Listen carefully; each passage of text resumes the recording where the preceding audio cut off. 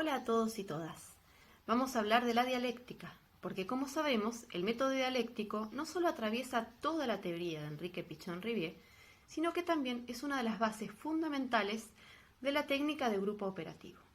¿Y qué es la dialéctica? La palabra dialéctica proviene del griego y quiere decir a través del logos, esto es, a través de la razón. Y desde sus orígenes es una especie de método que sirve para pensar, para resolver problemas a través del razonamiento. ¿Y cómo lo hace? Siguiendo una secuencia que parte de una afirmación que se va a contradecir mediante algo que viene a confrontarla, a criticarla. Entonces, desde la afirmación y la negación va a surgir una síntesis que a la vez contiene y supera a lo anterior. En la historia de la filosofía podemos rastrearla hasta la filosofía presocrática con Zenón de Elea, en sus paradojas o problemas filosóficos, y estamos hablando del siglo V a.C., es decir, que tiene una larga historia. Heráclito es el primero en establecer que la realidad se constituye dialécticamente, es decir, en base a contradicciones, que las cosas es como que se van empujando mutuamente, que se oponen. Él va a enseñar que todo fluye, que todo es y no es, porque está sujeto a un proceso de transformación permanente. Y esto es lo más parecido que encontramos a lo que hoy conocemos como dialéctica de la realidad, porque en definitiva los filósofos griegos van a considerar la dialéctica desde el punto de vista del discurrir del pensamiento. Y Platón es el máximo exponente. El método dialéctico se puede encontrar en sus diálogos, en los que se narran situaciones en que las preguntas de Sócrates confrontan dialécticamente al individuo. Así, la dialéctica se transforma en el arte del debate mediante preguntas y respuestas. Aristóteles es quien va a otorgar una mayor claridad al distinguir entre el razonamiento demostrativo, que parte de premisas que ya se consideran verdaderas, y entre el razonamiento dialéctico, que implica un proceso crítico, que establece que las pruebas y las demostraciones solo son posibles a partir de la refutación. Esto es gracias a la confrontación de puntos de vista opuestos, contrarios. Así es como Platón y Aristóteles van a establecer a la dialéctica como un sistema en forma sistemática desde el punto de vista racional.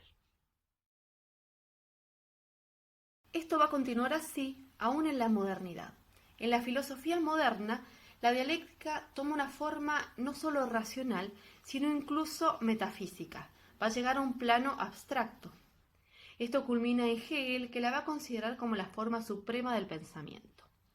Ahora, lo interesante en Hegel es que toda su filosofía se construye dialécticamente, esto es a partir de dos pares de opuestos y su síntesis. Para él, tesis, antítesis y síntesis son las tres fases de un proceso evolutivo del espíritu humano en la búsqueda de la verdad. Pero en el siglo XIX va a aparecer Marx, que nos va a decir que es la propia realidad, la realidad histórica, la que es dialéctica, dando así un salto de la dialéctica del discurso a la dialéctica de la realidad. Marx y Engels van a reelaborar entonces la dialéctica hegeliana y la van a llevar del plano idealista y abstracto a un plano material y concreto para la comprensión de la sociedad y la historia.